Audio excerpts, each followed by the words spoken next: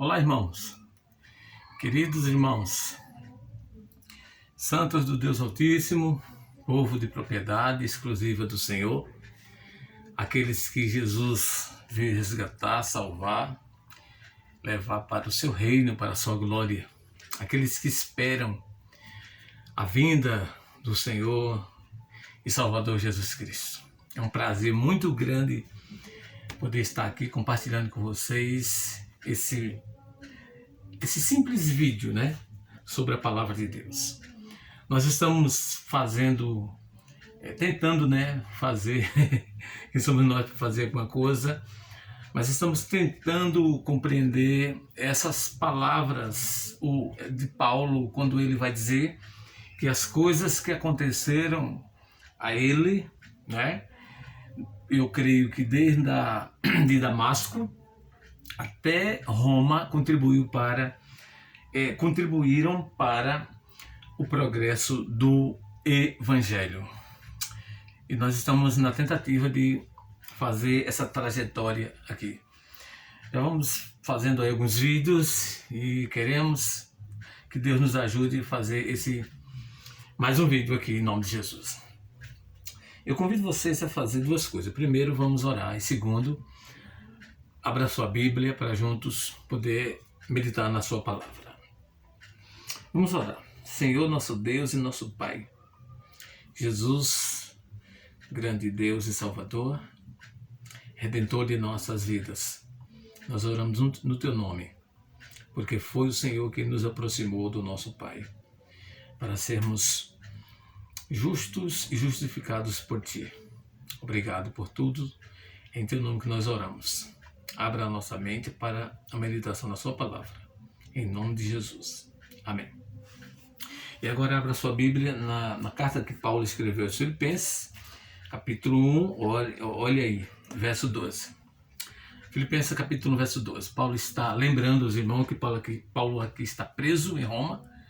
Essa é a primeira prisão domiciliar, em que ele tem uma certa liberdade, de receber pessoas, parentes, amigos, irmãos na fé, E ele, dessa cadeia, ele escreve essa carta aos irmãos santos em Jesus que se encontram lá em Filipos, uma colônia romana, E Paulo escreve e diz assim, no capítulo 1, verso 12: Quero ainda, irmãos, cientificar-vos de que as coisas que me aconteceram têm antes contribuído para o progresso do Evangelho. Você percebeu que Paulo aqui ele vai falar de coisas que aconteceram em sua vida e que essas coisas contribuíram diretamente para o progresso do Evangelho.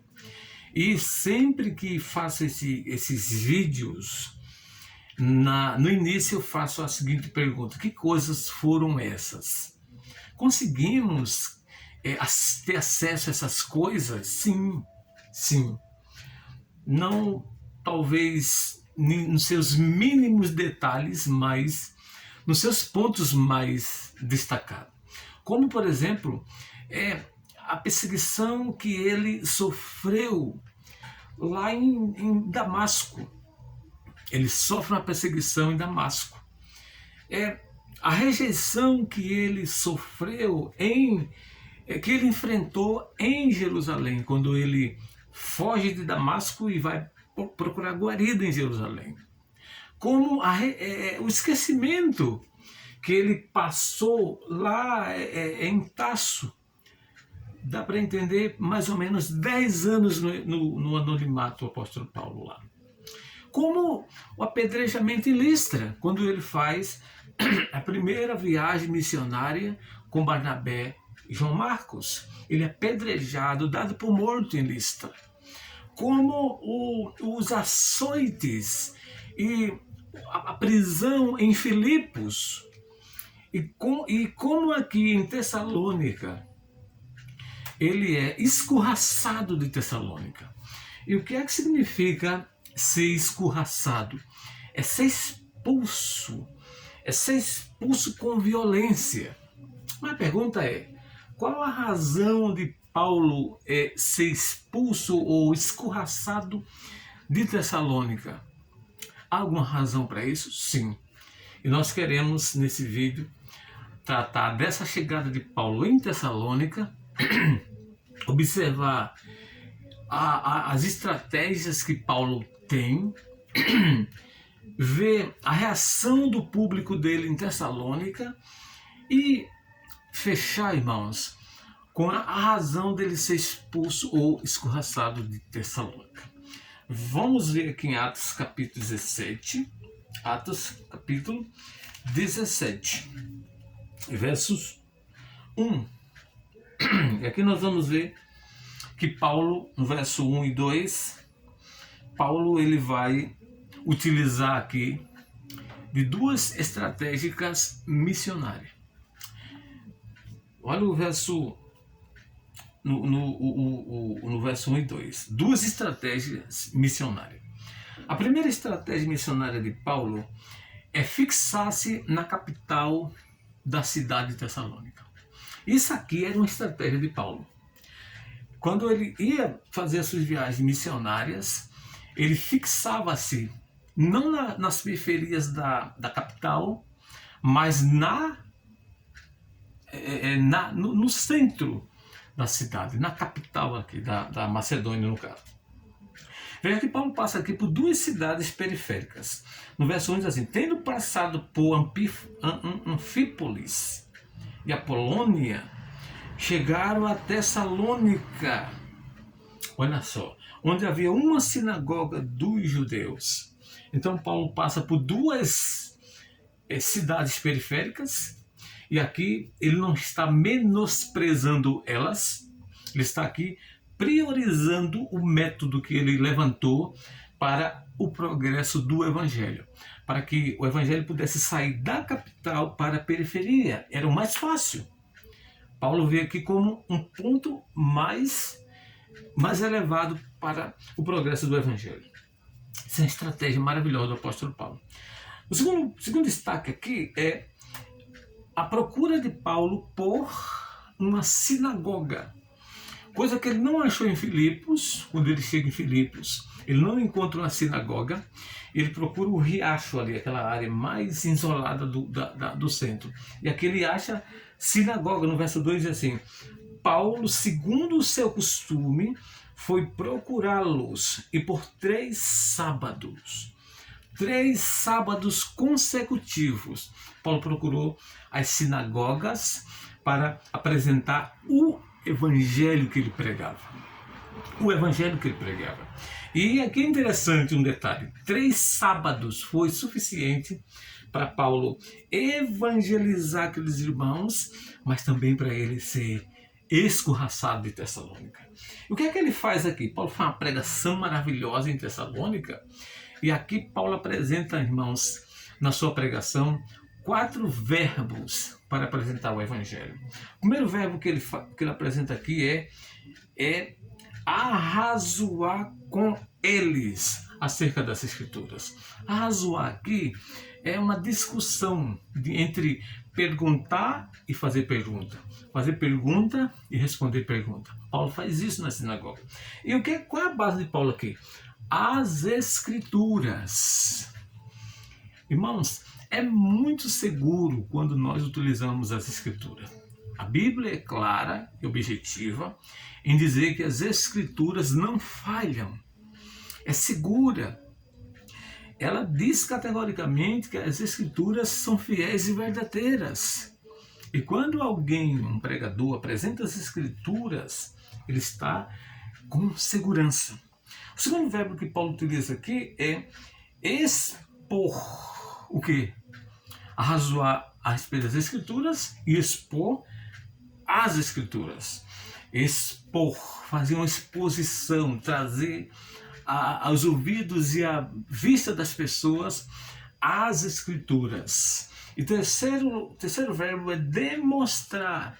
Vocês lembram que quando ele chega em Damasco, naquelas sinagogas, ele começa afirmando, né, que Jesus é o Filho de Deus, e é dali que ele é foragido para Jerusalém, e depois ele começa a demonstrar que Jesus é o Cristo, que Jesus é o Filho de Deus, que Jesus é o Cristo.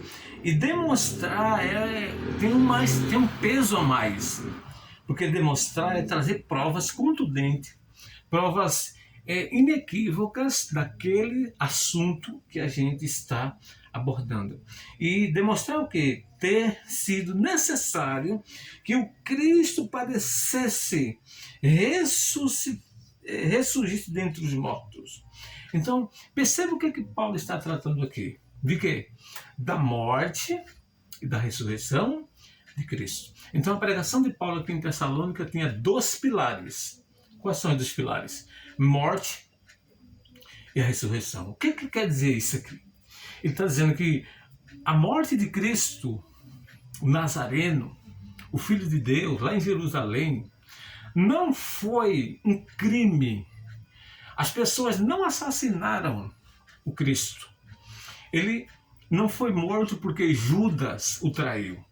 Ele não foi morto porque Pilatos se acovardou. Né? Ele não foi morto porque toda a cidade ali de Jerusalém procurou fazer uma troca com Pilatos. Queremos Barrabás. E Jesus morto, Jesus ser crucificado. Não foi isso. A morte de Cristo era uma necessidade que Deus tinha projetado antes da fundação do mundo para salvar o seu povo. O segundo pilar que Paulo apresenta aqui, que Paulo expõe, é a ressurreição de Cristo. Agora veja, irmãos, se a morte de Jesus não foi um acidente, não foi um assassinato, humanamente falando, a ressurreição não foi uma surpresa. Por quê? Porque Jesus, durante o seu ministério terreno, deixou muito claro que ele, ao terceiro dia, ressuscitaria. Havia escritura, palavras ditas por profetas, que ele ressurgiria no terceiro dia. E esse é o pilar que dá sustentação à nossa fé. Nós somos salvos dos nossos pecados, do poder dos nossos pecados, da culpa dos nossos pecados, por causa desses 2 pilares aqui. Cristo morreu por causa dos nossos pecados. Ele ressuscitou para a nossa justificação. E é por isso que nós estamos hoje de pé até os dias de hoje. E sem esses 2 pilares aqui, mortes e ressurreição de Cristo, o cristianismo é uma religião humana. Mas com esses pilares aqui, o cristianismo é a religião divina. É através do cristianismo que nós somos salvos pela graça de Deus e por meio de Jesus Cristo, o nosso Salvador.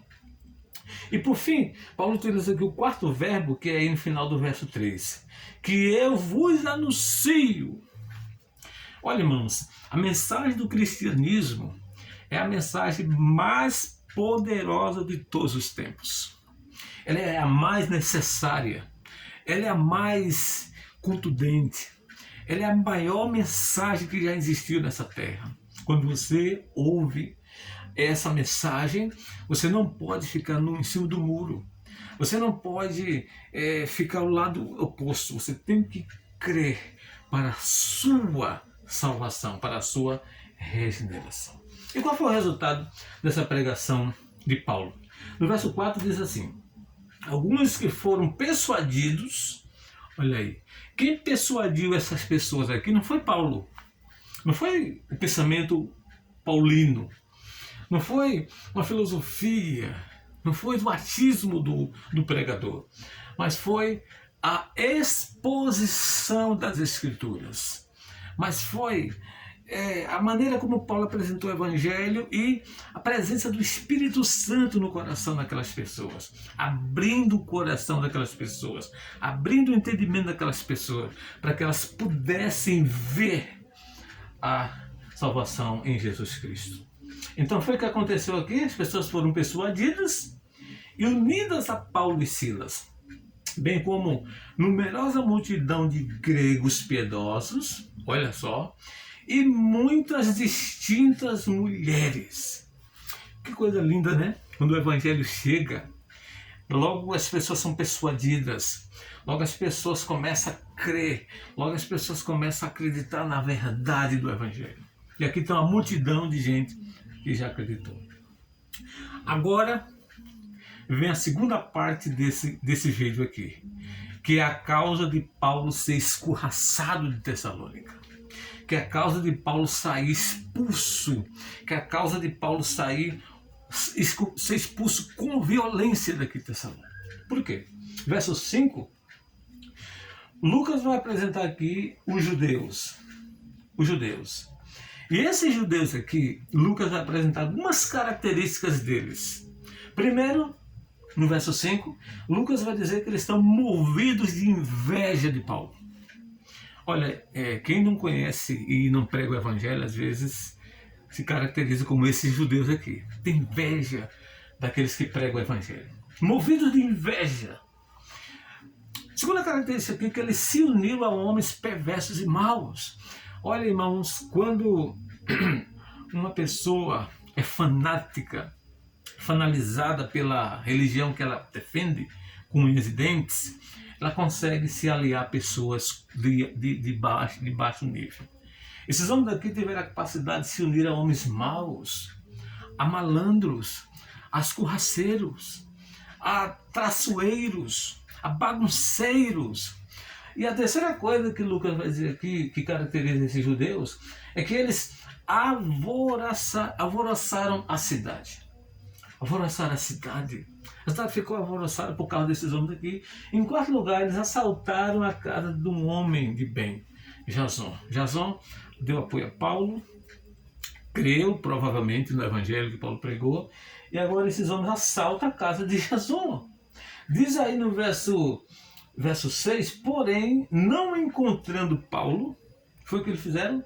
Arrastaram Jason e alguns irmãos perante as autoridades, clamando, estes que têm transtornado o mundo chegaram até aqui. Agora parece que aqueles que transtornam o mundo não quer que as pessoas vejam que eles são os bagunceiros dessa terra. Culpam os homens de bem. Culpam os mensageiros do Evangelho. E quando ele diz aqui, estes, Paulo está no meio. Aí diz no verso 7, os quais Jason hospedou.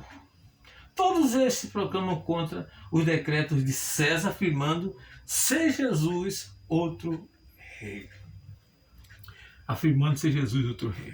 Se você perceber, se você fizer um exame mais apurado, vocês vão perceberem que esses judeus invejosos, que estavam alinhados aos homens perversos e maus, que alvoroçaram a cidade, que arrasaram ou assaltaram a casa de Jason, eles vão ter duas acusações graves aqui ao apóstolo Paulo, que foi a causa dele ser escorraçado de Tessalônica. Quais foram as duas acusações? Primeiro, esse homem está bagunçando o mundo.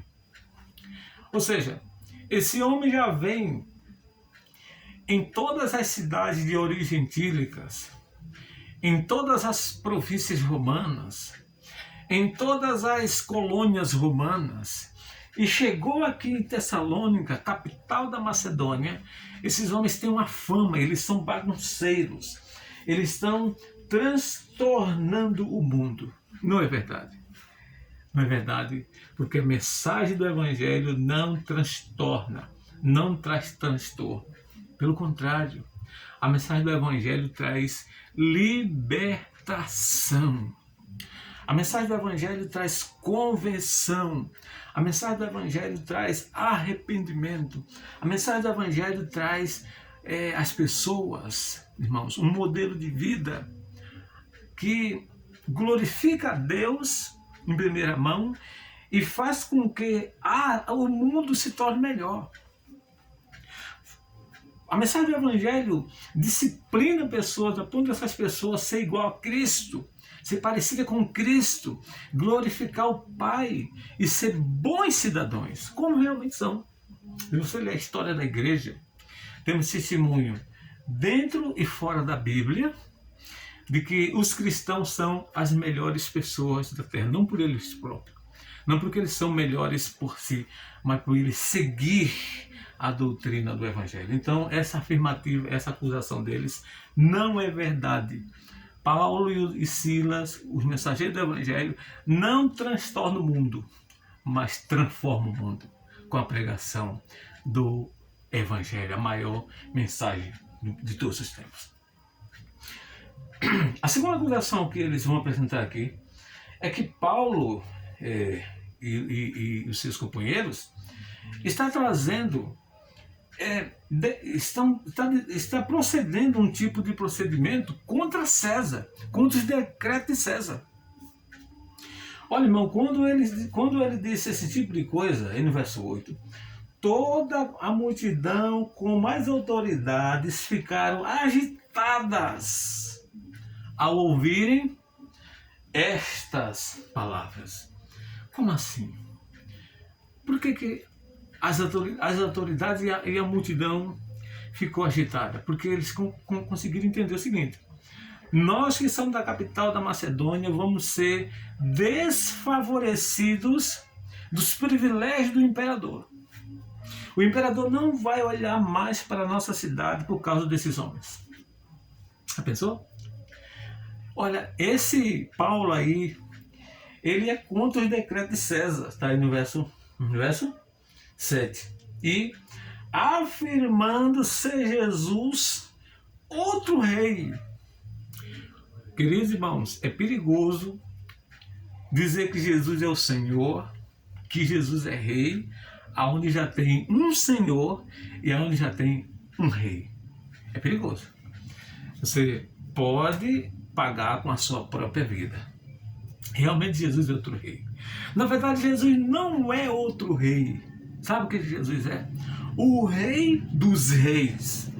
Isso é que Jesus é. Mas para o mundo, para as pessoas dessa terra, para o homem natural, para aqueles que não conhecem o Evangelho, Jesus é apenas mais um rei que veio tomar outro lugar. Não. Ele não veio tomar outro lugar, porque o lugar sempre é de Jesus como Rei dos Reis. Ele não é igual a César. Ele não é igual a nenhum imperador. Na verdade, ele está acima de todos os imperadores, de todos os homens, de todos os seres, porque todas as coisas foram criadas por ele e para ele, diz a Bíblia. E ele é digno de toda honra e de toda glória. Então, quando a cidade ouviu isso, ficou agitada. E agora? Vamos perder o privilégio do imperador. E agora tem que fazer o quê? Tem que expulsar o mensageiro da sua cidade.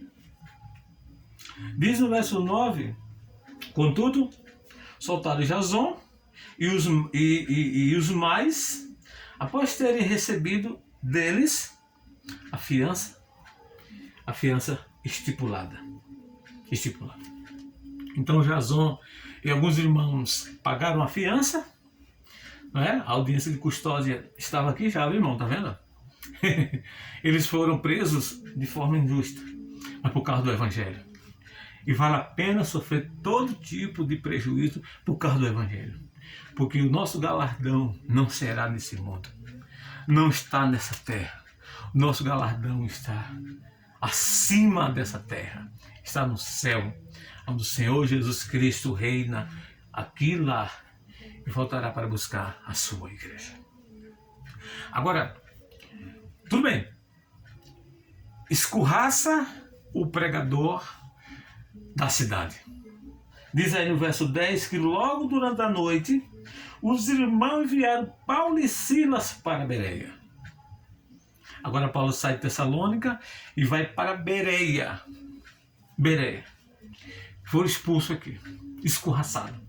As autoridades estão à procura de Paulo, no encalço de Paulo, também a cidade. Mas eu quero mostrar e terminar esse vídeo um texto que não adianta expulsar o mensageiro. Sabe por quê? Porque a mensagem já ficou lá no coração. E ninguém tira do coração. Ninguém arranca do coração. Quem crê realmente, irmãos, ainda que morra, morre na fé. Morre acreditando no Evangelho. Ou seja, para esses homens invejosos, bagunceiros, era tarde demais. A mensagem já estava no coração daquelas pessoas. Vejam 1 Tessalonicenses capítulo 1. E eu quero terminar com esse texto e depois, se Deus quiser, prosseguir em nome de Jesus. 1 Tessalonicenses capítulo 1, verso 5 diz assim, Paulo vai dizer assim: porque o nosso evangelho, Paulo era maravilhoso, né? O nosso evangelho, o que quer dizer aqui é o evangelho que ele prega, não é dele, ele prega, mas é de Jesus o evangelho. O nosso evangelho, ele vai dizer, não chegou até vós, aqui são os Tessalonicenses, tão somente em palavras, mas sobretudo em poder no Espírito Santo e em plena convicção, assim como sabeis ter sido o nosso procedimento entre vós e por amor de vós. Verso 6, com efeito, vos tornastes imitadores nosso e do Senhor, tendo recebido a palavra, posto que em meio de muitas tribulações, como foi, irmão? Muitas tribulações, com alegria do Espírito Santo. De sorte que vos tornastes o modelo para todos os crentes na Macedônia e na Caia. Que coisa, hein? O modelo. Esses irmãos receberam a palavra com tanta firmeza, pelo poder do Espírito Santo, porque Paulo não pregou apenas com palavra, mas demonstrando o poder do Espírito Santo.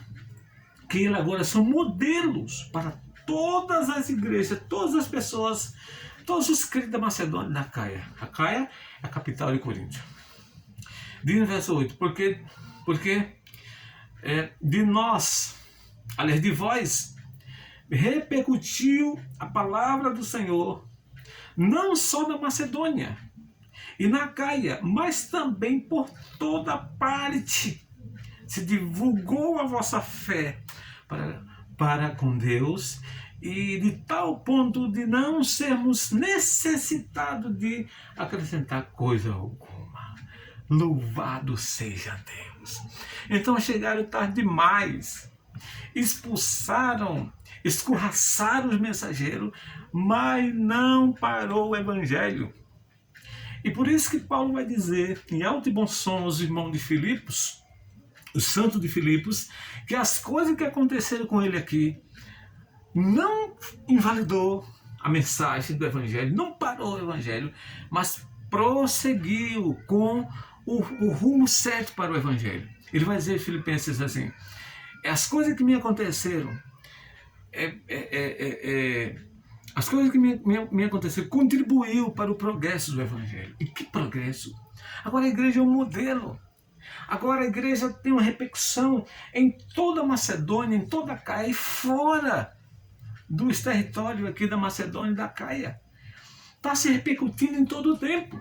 Aí no verso 8 diz isso: porque de vós repercutiu a palavra do Senhor, não só na Macedônia e a Caia, mas também por toda parte se divulgou a vossa fé para com Deus, de tal ponto de não termos necessidade de acrescentar coisa alguma.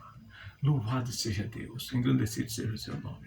Que Deus nos ajude, meus irmãos, com esta palavra. Que essa palavra mexa conosco. Que a gente ouça essa palavra e receba ela no nosso coração. E que essa repercussão dos irmãos de Filipenses e Tessalônica também seja em nossos dias. Que se espalhe o valor da nossa fé em Deus, na sua palavra, no evangelho das insondáveis riquezas de Cristo, o evangelho da graça e somente da graça. Eu quero orar e agradecer a Deus com vocês.